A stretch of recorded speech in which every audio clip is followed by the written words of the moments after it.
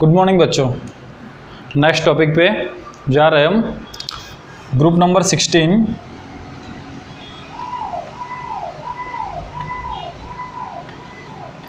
Okay, so group number 16 के element लिखता हूँ मैं यहाँ, साथ में याद रखना है आपको। First oxygen, second sulphur, third selenium, tellurium,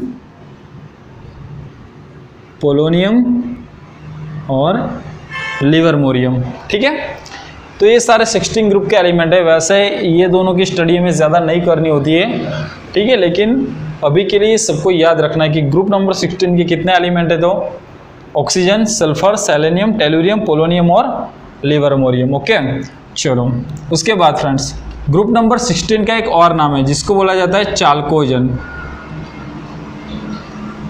क्या बोला जाता है? चाल्कोजन एलिमेंट्स। ठीक है, या चाल्कोजन ग्रुप, या हम उसको ऑक्सीजन ग्रुप भी बोल सकते हैं। क्यों ऑक्सीजन ग्रुप? क्योंकि हर बार हम बोलते हैं कि ग्रुप का जो फर्स्ट एलिमेंट होता है उसे ही हम ग्रुप का नाम दे देते हैं ना, तो वैसे ही ग्रुप का फर्स्ट एलिमेंट कौन सा है? यहाँ पर ऑक्सीजन है, सो उसके हिसाब से हम बोल सकते हैं कि ये ऑक्सीजन ग्रुप है ना। तो चाल्कोजन ग्रुप, ऑक्सीजन ग्रुप या ग्रुप नंबर 16। ओके, चलो उसके बाद हम बात करते हैं फर्स्ट ऑफ ऑल ऑक्सीजन के बारे में। अगर ऑक्सीजन को अगर हम बात करें इन अर्थ क्रस्ट कि कितने परसेंटेज में हमें मिलता है, ठीक है, सो 46.6% बाय मास होता है। ओके, इन अर्थ क्रस्ट, इन अर्थ क्रस्ट। ओके, याद रखना है सबको। कितने परसेंटेज दिया आपका? 46.6% इन अर्थ क्रस्ट की बात की हुई फ्रेंड्स। देखो नॉर्मली हम अब तक जो पढ़ते थे ना, ऑक्सीजन का जो परसेंटेज 21% हम लिखते थे, याद है? वो इन एयर है। अगर एयर के बारे में हम बात करें तो ऑक्सीजन का परसेंटेज कितना होता है? 21 नॉर्मली हम लिखते हैं। अगर लेकिन हमारी बुक में मैं एग्जैक्टली दिया हुआ है, ठीक है, 20.946% होता है एयर की बात करें तो। इधर मैं लिख लेता हूँ, इन ड्राई एयर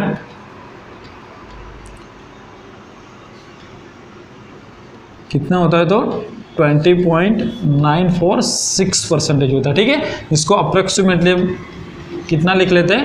21% लिखते हैं। ठीक है, तो देखो यहाँ पर अगर अर्थ क्रस्ट की बात करें हम तो कितना है? 46.6%। फ्रेंड्स सबसे ज़्यादा अकरेंस की हम बात करें अगर तो ऑक्सीजन सबसे ज़्यादा मिलता है। बाकी सारे एलिमेंट में से अगर सिर्फ हम अर्थ क्रस्ट की बात कर रहे हैं तो सबसे ज़्यादा कौन मिलता है हमें? ऑक्सीजन। ठीक है, कितना है? 46.6% जितना होता है। ठीक है, उसके बाद हम बात करें फ्रेंड्स सल्फर की, तो वो होता है 0.03% से लेके 0.1% जितना क्या होता है? सल्फर होता है। लेकिन अगर हम सल्फर की बात करें फ्रेंड्स तो हम और पढ़े थे, याद है? काफ़ी सारी ऑर्स हमने याद रखी थी, तो वो सारी ऑर्स में अगर आप देखोगे तो आपको मैक्सिमम सल्फर भी मिलता है। जैसे कि मैं यहाँ लिखूँ एक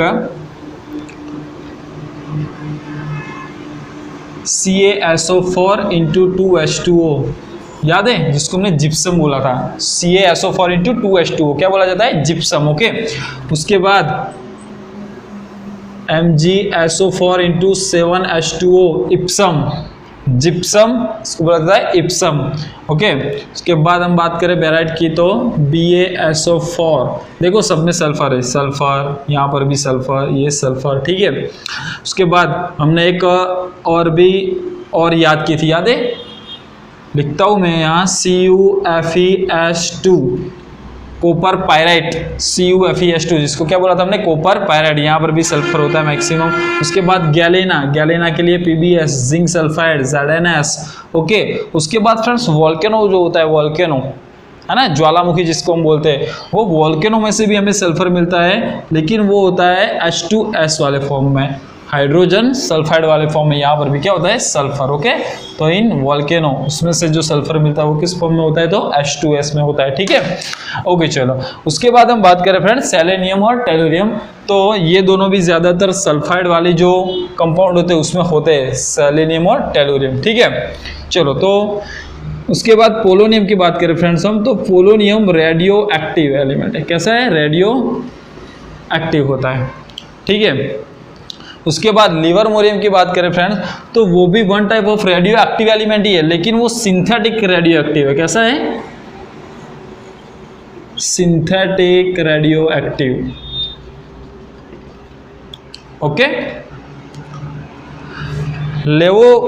लिवर्मोरियम की हम बात करें फ्रेंड्स, तो उसका जो एटॉमिक नंबर है वो 116 है। अगर आप पीरियोडिक टेबल में देखोगे तो 116 उसका क्या है, एटॉमिक नंबर है। और अगर हम उसके एटॉमिक मास की बात करें फ्रेंड्स, तो वो है 292, ये उसका क्या है, एटॉमिक वेट या एटॉमिक मास है, ठीक है। तो लिवर्मोरियम वो one type of synthetic radioactive element है जिसका एटॉमिक नंबर 116 और उनका एटॉमिक वेट होता है 292 होता है। ओके, तो फ्रेंड्स ये जनरल जो बातें होती है ग्रुप नंबर 16 की वो हमने कर ली है नॉर्मली, ठीक है। एक बात रिपीट कर लेते हैं फिर से, ग्रुप नंबर 16 जिसको बोला जाता है चाल्कोजेन ग्रुप, ऑक्सीजन ग्रुप भी बोला जाएगा। इन अर्थ क्रस्ट सबसे मैक्सिमम हमें कौन मिलता है, तो ऑक्सीजन होता है, कितना 46.6, और अगर एयर की बात करें तो हम 20.946, जिसको अप्रोक्सीमेटली कितने लिखते हैं 21% लिखते हैं। ओके, सल्फर की बात करें फ्रेंड्स, तो सल्फर का आपको परसेंटेज कितना दिया हुआ है, 0.03 से 0.1% इतना होता है। ओके, लेकिन वो जनरली कौन से कंपाउंड में मिलता है सल्फर, तो CaSO4 जिसको हम जिप्सम बोलते हैं। उसके बाद इप्सम है, MgSO4 बैराइट जिसको BaSO4 लिखा जाता है। ओके, कॉपर पायराइट ये हमने आगे भी बात की हुई, CuFeS2, गैलेना, ZnS, और वॉल्केनो में से जो सल्फर मिलता है वो किस फॉर्म में होता है, तो H2S। ओके, और ये दोनों रेडियो एक्टिव है। ओके, तो ये दोनों की ज़्यादा हम स्टडी इतनी ज़्यादा नहीं करते हैं क्योंकि वो रेडियो एक्टिव एलिमेंट है इसलिए, ठीक है। और जनरली बात करें हम लिवर्मोरियम की फ्रेंड्स, तो वो उनका अगर आप हाफ टाइम देखो तो 1 सेकंड से भी कम होता है। लिवर्मोरियम का जो हाफ टाइम होता है T1/2 हम लिखते हैं, वो कितना होता है 1 सेकंड से भी बहुत कम, यानी कि उसकी स्टडी करना फिर इम्पॉसिबल हो जाता है। करते हैं लेकिन इतने ज़्यादा ईजी नहीं होती है, तो अब हमारी बुक में भी इतना ज़्यादा उसके बारे में बात नहीं की हुई है, ठीक है। तो ये सबको याद रखना है, नॉर्मल जो उसकी बातें हमने कर ली।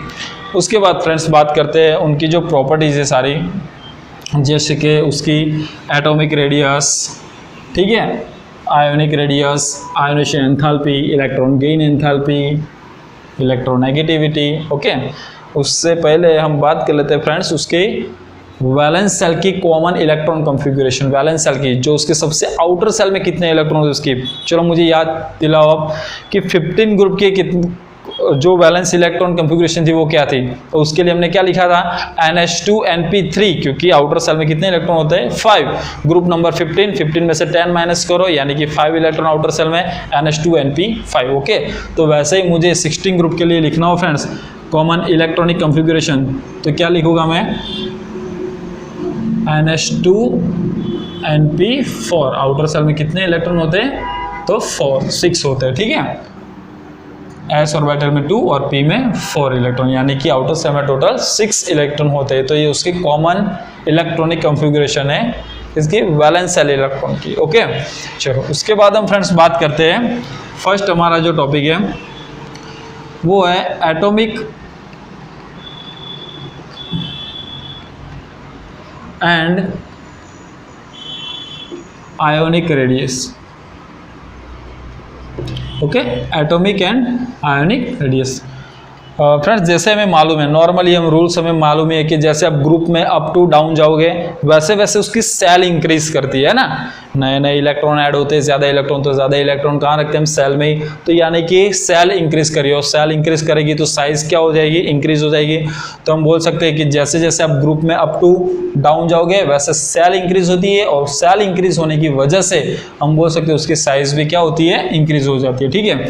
यानी कि ऑक्सीजन की साइज सबसे छोटी होती है, उससे ज़्यादा साइज किसकी होती है, सल्फर, सेलेनियम, टेलुरियम और पोलोनियम, ठीक है। तो ये हमने एटॉमिक और आयोनिक रेडियस की बात कर ली, ये नॉर्मल से है, यहाँ आपको कोई एक्सेप्शनल केस नहीं मिल रहा है ताकि आपको याद रखना पड़े ज़्यादा। ये हमारा जो नॉर्मल रूल्स है हम 11 से पढ़ते आ रहे हैं वही रूल्स को फॉलो कर रहा है कि जैसे जैसे ग्रुप में आप अप टू डाउन जाओगे वैसे वैसे सेल इंक्रीज करेगी, और सेल इंक्रीज करेगी यानी कि उनकी साइज भी क्या करेगी, इंक्रीज। तो एटॉमिक और आयोनिक रेडियस की बात करें हम तो ग्रुप में अप टू डाउन वैसे इंक्रीज करती है, ठीक है। चलो फ्रेंड्स उसके बाद हम बात करते हैं उसकी ionisation enthalpy. Ionisation enthalpy friends, ionisation enthalpy के लिए हम एक रूल्स लिखते हैं, याद है आपको कि ionization enthalpy inversely proportional to size, है ना। तो जैसे जैसे साइज इंक्रीज करेगी आयोनाइजेशन एंथैल्पी क्या होगी, डिक्रीज हो जाएगी। ठीक है, तो चलो यहाँ पर साइज इंक्रीज कर रही है तो आयोनाइजेशन एंथैल्पी क्या होगी, डिक्रीज होगी। यानी कि सबसे ज्यादा आयोनाइजेशन एंथैल्पी किसकी होगी, ऑक्सीजन, उसके बाद सल्फर, उसके बाद सेलेनियम कम, उसकी टेलुरियम की उससे भी कम हो जाएगी। ठीक है, पोलोनियम रेडियो एक्टिव है, उनकी बात इसमें हम नहीं करते हैं। ठीक है, तो टेलुरियम तक। ठीक है, एक समझ भी लेते हैं एग्जाम्पल ताकि आपको इजीली समझ में आए। फ्रेंड्स देखो, ऑक्सीजन से सल्फर की साइज क्या है, ज़्यादा है। चलो यहाँ पर मैं ड्रॉ करता हूँ कि ये जैसे कि हमारा ऑक्सीजन है, ठीक है, और ये हमारा सल्फर है। ओके, चलो जैसे कि उसके आउटर सेल में इलेक्ट्रॉन है, वैसे 6 इलेक्ट्रॉन होते हैं, लेकिन अभी के लिए मैंने सिर्फ 1 इलेक्ट्रॉन ड्रॉ किया। सिर्फ आपको समझना है कि कैसे ऐसा होता है। साइज इंक्रीज करने से आयोनाइजेशन एंथैल्पी कैसे डिक्रीज होती है, सिर्फ वो समझा रहा हूँ मैं आपको। ओके, चलो तो ये हमारा ऑक्सीजन है, ये सल्फर है। क्लियर है, पॉजिटिव चार्ज होता है न्यूक्लियस में। ये इलेक्ट्रॉन पॉजिटिव चार्ज यानी कि न्यूक्लियस से अट्रैक्शन फोर्स में होगा। ओके, और यहाँ पर भी ये इलेक्ट्रॉन अट्रैक्शन फोर्स में होगा। ठीक है, चलो इसकी साइज छोटी होने की वजह से इलेक्ट्रॉन और पॉजिटिव चार्ज यानी कि न्यूक्लियस बहुत पास में है, बहुत पास में है, तो उसका जो अट्रैक्शन फोर्स होता है वो कैसा होता होगा, बहुत स्ट्रांग होता होगा। इनके बीच में भी अट्रैक्शन फोर्स तो है, लेकिन इलेक्ट्रॉन बहुत दूर है, तो दूर होने की वजह से अट्रैक्शन फोर्स कैसा होगा, बहुत स्ट्रांग नहीं होगा, वीक होगा। यानी कि ये इलेक्ट्रॉन हम इजीली रिमूव कर सकते हैं, और ये इलेक्ट्रॉन को हम अगर इजीली रिमूव कर सकते हो, यानी कि इसकी आयोनाइजेशन एंथैल्पी कैसी है, बहुत कम है, इसको इतनी ज़्यादा एनर्जी बहुत नहीं देनी पड़ती। जबकि ये पास होने की वजह से अट्रैक्शन फोर्स में ज़्यादा होता है, इसकी वजह से उसको एनर्जी ज़्यादा देनी पड़ती है। सो ऑक्सीजन की आयोनाइजेशन एंथैल्पी सल्फर से क्या होती है, ज़्यादा होती है। वैसे ही सेलेनियम से सल्फर की ज़्यादा और टेलुरियम से सेलेनियम की ज़्यादा होती है। ओके, तो ये हमने बात कर ली आयोनाइजेशन एंथैल्पी के बारे में। ओके, चलो फ्रेंड्स, उसके बाद बात करें थर्ड नंबर में इलेक्ट्रॉन नेगेटिविटी की। फ्रेंड्स, इलेक्ट्रॉन नेगेटिविटी के लिए भी हम क्या याद रखते हैं, वही रूल्स है। Electron negativity is inversely proportional to size, यानी कि जैसे जैसे साइज इंक्रीज करेगी इलेक्ट्रॉन नेगेटिविटी डिक्रीज हो जाएगी। यानी कि सबसे ज़्यादा इलेक्ट्रॉन नेगेटिव ऑक्सीजन, उसके बाद सल्फर, उसके बाद सेलेनियम, उसके बाद टेलुरियम होता है। क्लियर है सबको, तो ये इलेक्ट्रॉन नेगेटिविटी की बात कर ली। ओके फ्रेंड्स, सबसे ज़्यादा इलेक्ट्रॉन नेगेटिव एटम कौन सा हमें मालूम है, फ्लोरीन, और फ्लोरीन के बाद कौन सा होता है, ऑक्सीजन होता है। ओके, तो ऑक्सीजन की इलेक्ट्रॉन नेगेटिविटी सबसे ज़्यादा, लेकिन अगर पूरे पीरियोडिक टेबल की बात करें फ्रेंड्स, तो सबसे ज़्यादा इलेक्ट्रॉन नेगेटिव एटम कौन सा होता है, फ्लोरीन होता है। ओके, वो भी याद रखना है हमें। चलो फ्रेंड्स, उसके बाद हम बात करते हैं electron gain enthalpy. Electron gain enthalpy,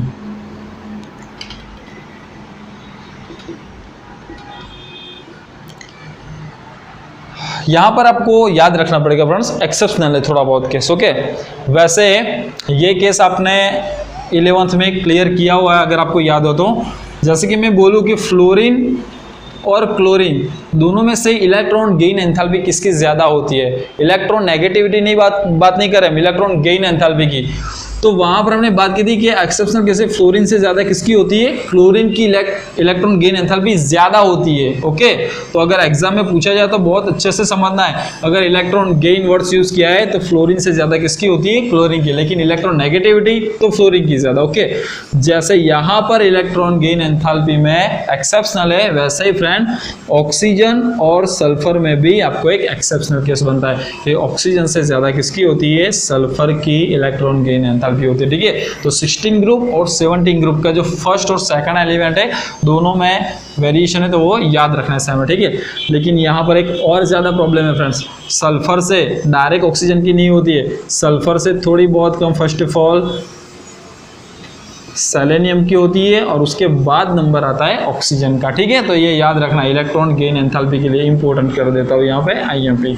अगर इलेक्ट्रॉन गेन एंथैल्पी की बात करें हम 16 ग्रुप की, तो सबसे ज़्यादा सल्फर, उसके बाद सेलेन, और उसके बाद थर्ड नंबर पे कौन चला जाता है, ऑक्सीजन चला जाता है। ठीक है, और अगर 17 ग्रुप की बात करें तो हम क्लोरीन की इलेक्ट्रॉन गेन एंथैल्पी फ्लोरीन से क्या होती है फ्रेंड्स, ज़्यादा होती है। ओके, सो ये उनकी जो प्रॉपर्टीज थी उनकी बात की हम। अब उसके बाद हम बात करते हैं फ्रेंड्स उसकी फिजिकल प्रॉपर्टीज के बारे में। Okay,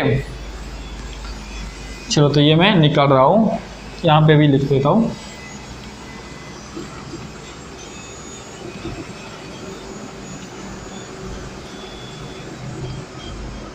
physical properties. Okay, so friends physical properties में हम बात करें अगर, तो चलो आप मुझे बताओ फर्स्ट ऑफ ऑल कि जैसे जैसे आप पीरियड में आगे जाते हो, पीरियड में है ना, जो हमारा एलिमेंट्स होते हैं सारे पीरियोडिक टेबल में, वैसे हम ग्रुप की बात नहीं करें, पीरियड में आगे जाओगे वैसे वैसे कौन सी प्रॉपर्टीज इंक्रीज कर रही थी, तो नॉन मेटल की, कैसी, नॉन मेटल की प्रॉपर्टीज इंक्रीज करती है। ठीक है, तो अगर हम बात करें सबसे पहले ऑक्सीजन, सल्फर, सेलेनियम, टेलुरियम और पोलोनियम की। ओके, तो फ्रेंड्स ऑक्सीजन और सल्फर जो है वो हमारे नॉन मेटल है। कैसे है, नॉन मेटल, याद रखना है सबको। ऑक्सीजन और सल्फर कैसे है, नॉन मेटल है। ओके, सेलेनियम और टेलुरियम की बात करें हम फ्रेंड्स, तो वो मेटलॉइड्स होते हैं।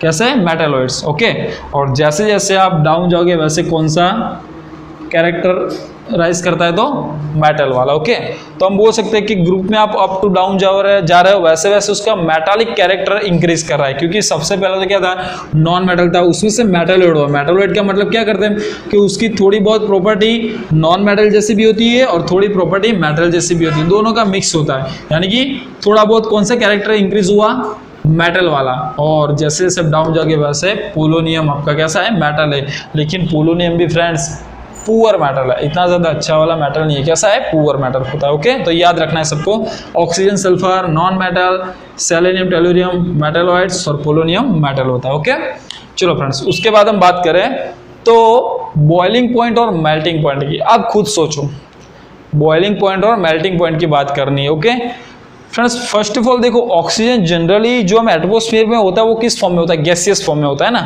तो अगर हम गैसियस फॉर्म में होता है, अगर उसकी हम बात करें बॉइलिंग पॉइंट की, तो मतलब गैस को आपको गैस में कन्वर्ट करना, ऐसा ही हुआ ना, तो ये तो इजीली हो जाएगा।